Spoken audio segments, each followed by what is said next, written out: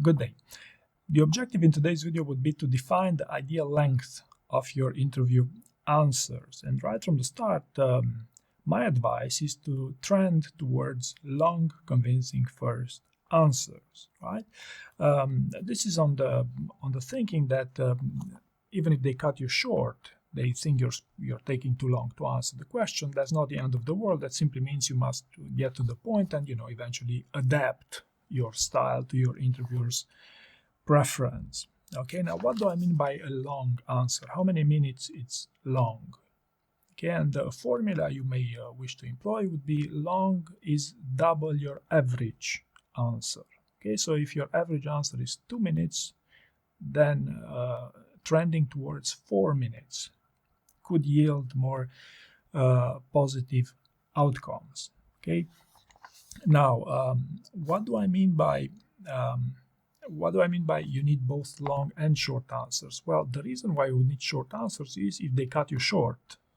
If you feel like the interviewer's preference is that you give concise answers, then of course you should adapt to them. But behavioral interviews are not trivia games. Okay, so it's not how quickly can you answer an interview question or whether you have an interview answer to that question, but rather on the quality of the story you communicate.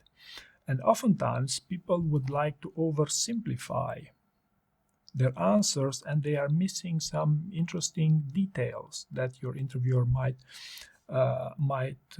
be interested in.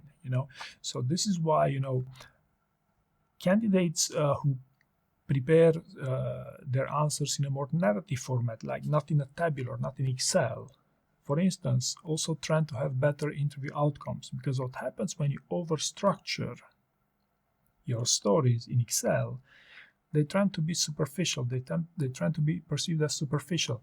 And I know this may not sound as if it's the case to you, but you must understand the context here. Like in job interviews, the number one problem is candidates don't prepare them, don't take them seriously. And what's the number one predictor of a superficial interview answer? A very short or a very vague answer. People who are very short, people who are rambling.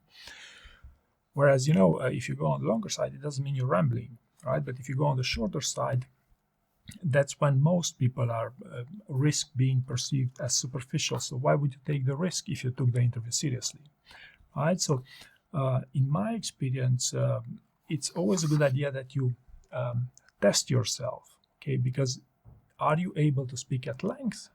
If you are able to speak at length about an amazing story you had, then why not use this as an asset during your job interview? Because most people cannot speak at length without rambling.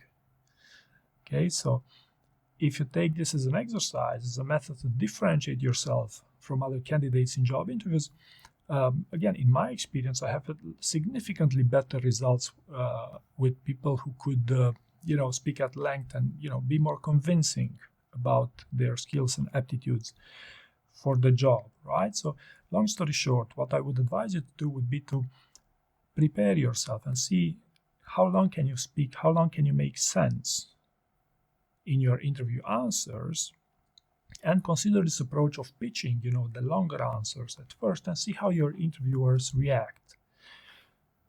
Most of the time they would react well, in my experience, so long you do not ramble, okay? But if they perceive that, hey, this candidate is wasting my time, then of course, you could revert back to more short, more concise answers, and eventually, start from there for building a conversation.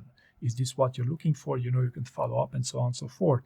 You could show that, hey, yes, you have some emotional intelligence during these interviews. But long story short, I believe that you should prepare both short and long interview answers, because you may want to seize the opportunity, especially with your best story. So I hope you found this useful, and thank you very much for watching.